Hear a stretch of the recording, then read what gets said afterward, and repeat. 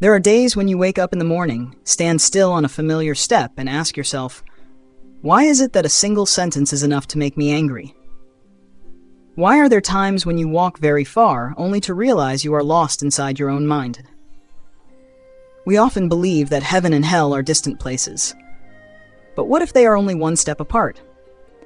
What if just a single moment of silence can determine where you are living? The story of a samurai and a Zen master will not teach you how to suppress anger. It simply places you in stillness, right before everything slips out of control. That morning came very early. Mist still clung to the stone steps leading up to the old temple. There was no bell, no greeting, only silence stretching out like a perfectly still surface of water. The samurai stood at the foot of those steps for a long time. His armor was heavy. The sword at his side had followed him through countless battles. His footsteps had once made enemies retreat, but now he did not step forward. He stood still, looking toward the half-closed wooden door where an old Zen master sat inside. This samurai was not a weak man. He was accustomed to victory, accustomed to giving orders, accustomed to acting the moment he felt insulted. In battle, he had never hesitated. But here, in this quiet morning, the sword remained still, while his mind did not. He had not come to learn swordsmanship, nor had he come to seek advice for a battle. He carried a question he could not answer himself. A question that had followed him through many sleepless nights, through heavy footsteps taken after each unnecessary outburst. Inside the temple, the Zen master was still seated. His frame was small, his back slightly bent. His eyes were clear, but not probing. He did not stand, nor did he invite the samurai in. There was only a quiet presence, as if he had known the samurai would come long before this moment.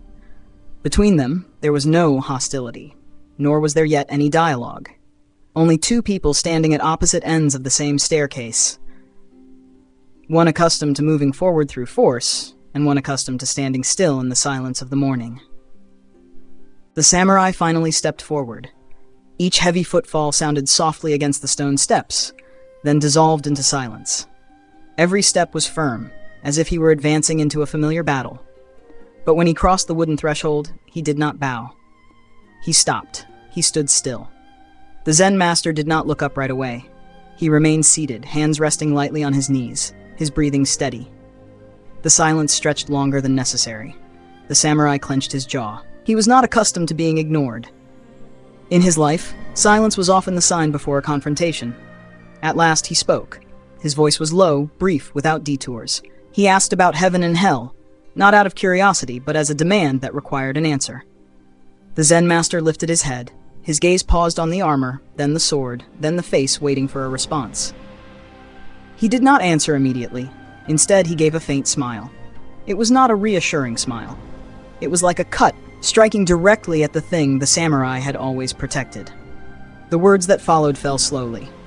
Not loudly, not angrily, but enough to change the atmosphere. The samurai froze for the length of a short breath. His hand shifted slightly toward the hilt of his sword. No one moved forward. No one stepped back. The entire room seemed to compress within that silent morning. In that moment, the samurai did not think about consequences. He felt only a familiar surge rising, pushing him out of the rare stillness he had held at the beginning. The steps behind him vanished from his mind. Only one step remained, and the sword would leave its sheath. The Zen master remained seated. No defense, no evasion. He simply waited. The crisis did not come from an external enemy. It came from the very moment the samurai could see nothing beyond his own reaction. The sword slid only a small distance from its sheath. The faint sound of metal rang out, sharp and cold, cutting through the morning that had been quiet. The samurai stood motionless in that instant. His step halted midway, neither moving forward nor retreating. The Zen master raised one hand. Not quickly. Not in alarm. The gesture was like calling the name of something that had revealed itself long ago. His voice came out low and clear, carrying no emotion. That is hell. There was no explanation that followed, no warning. Just a single sentence, placed directly before the samurai like a mirror. In that moment, the morning suddenly felt different. Silence was no longer neglect. It became an open space in which everything revealed itself. The samurai looked down at the sword in his hand. Hands once accustomed to command now remained still longer than usual. He heard no wind, no birds, only his breathing gradually slowing. A step that should have been taken was not. Instead, the sword was guided back into its sheath. This time, the sound of metal was deeper, as if the entire room exhaled together. The samurai knelt, not out of fear, not out of defeat. He bowed his head very low. In the silence of that morning, he spoke words of gratitude. The Zen master looked at him, his gaze softening. A smile appeared, light as mist dissolving on the stone steps outside. "And that," he said, "is heaven." The moment did not last long. But it was enough for the samurai to understand that there are battles that require no step forward, only the ability to stand still at the right moment. The following morning arrived earlier than usual. Before the light had time to touch the stone steps leading up to the temple, the samurai was already awake. There was no alarm bell, only a familiar stretch of silence, but this time he did not pass through it unconsciously. He sat up slowly, placed both feet on the floor, and stood still for a long while. The sword was still there, leaning against the wall. It had not disappeared after yesterday's moment. It was still a part of him. But for the first time in many years, he did not reach for it as soon as he stepped out of the room. Instead, he took a deep breath. One bare foot touched the cold ground, then another. Outside, the steps leading up to the temple appeared faintly through the morning mist. The samurai began to climb. Not fast, not slow. Each step was intentional, as if he were counting every movement of his own body. At times, he stopped midway. Not because he was tired, but because he realized his mind had begun to run ahead of his body. He stood still. The morning remained silent. The days that followed passed in the same rhythm. Before the sun rose, he was already on those steps. Some mornings, cold wind rushed through, carrying damp mist that soaked the hem of his robe. Other mornings, his legs felt heavy, as if each step were being pulled backward by old habits. But he kept walking. No one ordered him to wake early. No one checked on him. No one witnessed it. Only the steps, the footsteps, and the silence repeating each morning. There were moments when his mind began to resist. Standing midway on the staircase, he felt the urge to turn back, to sleep a little longer, to skip one morning, and then another. Those thoughts came quickly, but this time, he did not rush to push them away. He let them remain, and stood still for one more breath. When he stepped forward again, it was no longer an impulsive act. It felt like a choice placed down very gently, just before the morning had time to pass. The samurai's first victory did not take place on a battlefield. It happened in the very moment he did not immediately react to a familiar urge. No one applauded. There was no reward. Only a clear sense that, within that silence, he had not stepped down from his own staircase. That morning, when the first sunlight touched the temple courtyard, the samurai stopped, stood still. And for the first time he realized that the path of discipline does not begin with great strides, but begins with not leaving one's position when everything inside wants to run away. The mornings began to feel so similar that they were hard to tell apart. The old steps, thin mist, familiar silence. The samurai climbed up, then stopped at the same spot as the day before. There was no sign that anything special was happening, and that, precisely, began to become the challenge. He repeated everything. The way he tied his shoes, the way he placed his foot on the third step, the way he paused before entering the temple courtyard. Day after day, the footsteps brought no new victories. No opponent, no praise. Only a sequence of identical movements, stretching through mornings that had not yet fully awakened.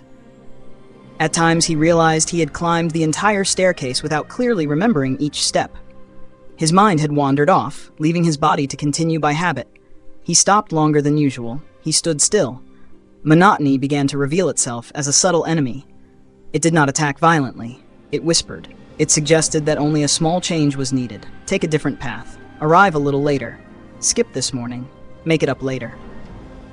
These thoughts did not make him draw his sword. They merely made his steps lighter, stripped of weight. The samurai began to recognize this through his own actions. On some days, he walked faster, not out of urgency, but because he wanted it to be over sooner. On other days, he checked the time repeatedly, as if the staircase were stretching unnecessarily. When he noticed this, he did not blame himself. He simply stopped, placed both feet firmly on the cold stone, and stood still for one more beat. The morning remained silent. The steps did not change. Gradually, the repetition began to produce something else. The footsteps grew heavier, clearer, not from fatigue, but because he was fully present with each movement. When his mind drifted, his body naturally slowed. When the urge to get it done quickly arose, he recognized it in the hurried way his foot touched the ground. No lesson was written down, no reminder was spoken, only the act of returning to the next step on the same staircase in the same morning. The samurai understood that discipline is not forged in dramatic moments. It is sharpened in the very monotony that no one wants to remain in. And each time he did not leave, did not seek another route, did not break that rhythm, the path ahead became clearer. Not because it changed, but because he stayed long enough to see it. The storm arrived without warning. That morning, there was no mist. Wind blew straight down from the mountainside, lashing the stone steps with biting cold. The samurai stepped out from his shelter and stopped at the familiar threshold. The faint light of morning was torn apart by low-hanging dark clouds drifting overhead. He still stepped upward. His first step slipped slightly on the wet stone. His right foot adjusted. Slower, firmer. The wind slammed his robe against his body, again and again without rhythm. The silence of previous days had vanished, replaced by the long, shrill howl of the wind, like an unending urge pushing him onward. Midway up the steps, he stopped, not moving forward, not stepping back. His body began to react in familiar ways. His breathing quickened, his shoulders tightened. Small movements grew rigid. No sword was drawn. Yet the sensation that had once appeared in the temple room returned. Clearer now, rougher. This time it was not triggered by another person's words. It came from the harshness of the circumstances themselves. Rain began to fall, heavy drops striking straight down onto the steps. The samurai remained still. He did not look for shelter, nor did he rush ahead. His eyes faced forward toward the remaining steps fading into the curtain of water. In that moment, he understood something with absolute clarity. Not every challenge comes in the form of an opponent. Some days, the challenge is simply to remain when everything around you is doing its best to push you out of your position. He stepped forward again. Not faster to escape the storm. Not slower to wait for it to pass. Each step now required full presence. One moment of inattention, and his foot would slip. One moment of letting his mind run beyond the step in front of him, and his body would lose balance. The storm allowed no distraction. It forced him to be fully present in every moment of that morning. When he reached the final step, his clothes were dark and soaked. His breathing gradually steadied. The wind still blew, but it no longer compelled him to react. He stood still once more, in the empty temple courtyard, letting the rain pass over him. The storm did not teach him how to become stronger. It only revealed what had already been there. When there is nothing left to cling to, the only step that exists is the one being taken. And in that violent morning, the samurai understood that discipline does not protect us from storms. It simply teaches us how to stand firm as the storm passes through. After the storm, the morning returned to normal in a strangely unsettling way. The steps were dry, the sky was clear, the air was light, everything felt easier than in the days before. The samurai stepped outside, looked at the familiar path, and for the first time in many mornings, he did not have to struggle against wind or rain. It was exactly then that a new challenge appeared. Not loudly, not violently, his footsteps became lighter. Too light. He noticed he was walking faster than usual, as if this morning required less attention. His mind began to drift, not because of difficulty, but because of ease. When storms disappear, vigilance slowly fades. Midway up the steps, he stopped. He stood still. There was no clear reason to stop, no wind forcing him back, no rain making the stones slippery. Yet it was precisely this smoothness that made him realize something. The easiest path is often where discipline begins to wear thin. A passing thought arose. There was no need to arrive so early every day. A later morning would be fine. Skipping once would not ruin the entire journey. The thought did not push. It waited, patiently, like a shortcut already open beside the steps. The samurai stood still longer than usual. He looked down at the stone steps beneath his feet, then up at the remaining steps ahead. No one witnessed this choice. No one judged it. Only the morning, moving very slowly. At last, he placed his next step back into the old rhythm. Not faster, not more relaxed, not to prove anything, only to avoid leaving the path he had chosen when it suddenly became comfortable. In the days that followed, temptation appeared in many forms, an invitation to turn another way, a morning of extra sleep, a reasonable excuse not to stand still on the familiar step. Each time the samurai paused before deciding. No argument, no justification, just standing still for one more breath. Unbreakable spirit is not shown by enduring more suffering. It reveals itself in very small choices, when there is no pressure forcing you to be right. And in the silence of the morning, on those unchanging steps, the samurai began to understand that maintaining discipline when everything becomes easy is far more difficult than enduring hardship. No day was ever marked as complete. Morning still arrived as it always had. The steps were still there, no more and no less. But something had changed in the way the samurai stepped out of his room. He no longer paused because he was struggling. He paused as a natural part of the rhythm. Silence was no longer something to overcome, but a place to begin. His footsteps now carried a different weight, not heavier, not lighter, just clearer. When his foot touched the stone step, his entire body was present. No reminders were needed. No resolve was required. Morning unfolded like an appointment kept for so long that it no longer needed to be remembered. Others began to notice the change before he could name it himself. Not through words, but through the way he remained still when tension arose. Through the way he did not react immediately when familiar triggers were touched. In encounters, there were moments that seemed about to slide back into old patterns, and then stopped. Like a foot placed in the right rhythm, on the same invisible step. The radiance of discipline did not appear as victory. It did not blaze. It spread very slowly, like morning light filtering through thin mist. The samurai no longer needed to prove his strength. He did not seek challenges to affirm himself. The silence within his response had become its own weight. Some mornings, he stood on the familiar steps and realized he was smiling very faintly. Not because he had achieved something new, simply because he was still here, still placing his foot in the right place, still preserving that space of stillness before action. At this point, discipline was no longer a series of efforts. It became a way of being, like the way he breathed, like the way morning arrived without needing to be named. And in that calm, the samurai understood that radiance does not lie in moving faster or going farther. It lies in the ability to remain long enough so that every step leads back to the same place. The challenge did not arrive on a harsh morning. It came at the moment the samurai believed he had grown accustomed to standing still. The encounter took place in the middle of the day. There were no stone steps, no temple courtyard, only a familiar space where words could be sharper than any blade. A single remark was spoken, not loudly, but striking precisely the place that had once made him draw his sword years before. In an instant, his body reacted before his mind could name what was happening. His shoulders tightened, his breath shortened, his foot shifted forward unconsciously. No one saw any steps, yet they appeared clearly within him. No one heard the silence, yet it was waiting. The samurai stopped.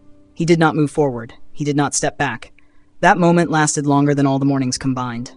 There was no morning mist left to shield him, no familiar rhythm to rely on, only a bare choice, to react along the old path, or to remain with the discomfort spreading through his chest. He did not lower his voice to appear calm. He did not try to control what was rising within him. He simply stood still for one more breath, then another. No step was taken. No words were spoken. Within that space, what had once been called hell no longer had an entrance. Not because it disappeared, but because he saw it early enough. And when he realized he was still standing, still had not crossed the familiar boundary, the samurai understood that this was the final test, not to defeat anyone else, but to avoid losing himself. The meeting ended without a climax. No one fell. No dramatic apology was made. Only one person walked away with steadier steps, and an afternoon passed in very deep silence. And at that moment, a question arose, not directed outward, but straight toward the one listening to this story. If that moment were yours, where would you place your next step? Change did not arrive as a declaration. It revealed itself very slowly, in mornings that no longer required mental preparation to begin. The samurai still woke early. still stepped outside while the sky was dim, still stood before the familiar steps. But now, he no longer felt the need to overcome himself in order to place the first step. That step came naturally, without forcing, without hesitation. The silence of the morning was no longer an empty space that unsettled the mind. It became a foundation, steady and expansive, wide enough for everything else to unfold without crowding. When standing still on the steps, he no longer checked what he was feeling. He simply was there, fully present, as if presence itself had long been part of who he was. Situations that once provoked strong reactions now passed in a different way. Not because they had lost their weight, but because he no longer moved by inertia. At times, he still felt the familiar surge rising, but it no longer dragged immediate action along with it. Between sensation and reaction, a space of stillness had formed, and within that space, he did not lose himself. Others called it calmness, but the samurai understood it more clearly. It was not the result of emotional control, but the consequence of having stayed long enough with each step, each morning, each moment of silence. Discipline was no longer something he practiced. It had become the way he was present. On some days, he looked back on the path he had walked, not with pride, but to recognize that he was still standing on the same invisible step. Not higher, not lower, just steadier. And in that steadiness, the samurai understood that the greatest transformation was not becoming a different person, but no longer abandoning himself in decisive moments. Heaven and hell have never been distant places. They open very quietly. In the very morning, you place your first step onto a familiar stair. No door is needed, no sign is required, only a single moment in which you are no longer present with yourself. The samurai did not learn how to eliminate anger. He only learned how to see it one beat earlier. In that moment of stillness, the sword does not need to be drawn. And within that same silence, another path slowly takes shape. Not a path of avoidance, but a path of staying. Every day, we all stand before such invisible steps. In a conversation, in a rushed morning, in the moment you feel the urge to react in order to protect something familiar. The question is not whether you will feel anger or not. The question is, do you recognize where you are before the next step is placed? If this story caused you to pause for one more beat, hold on to that space of silence tomorrow morning.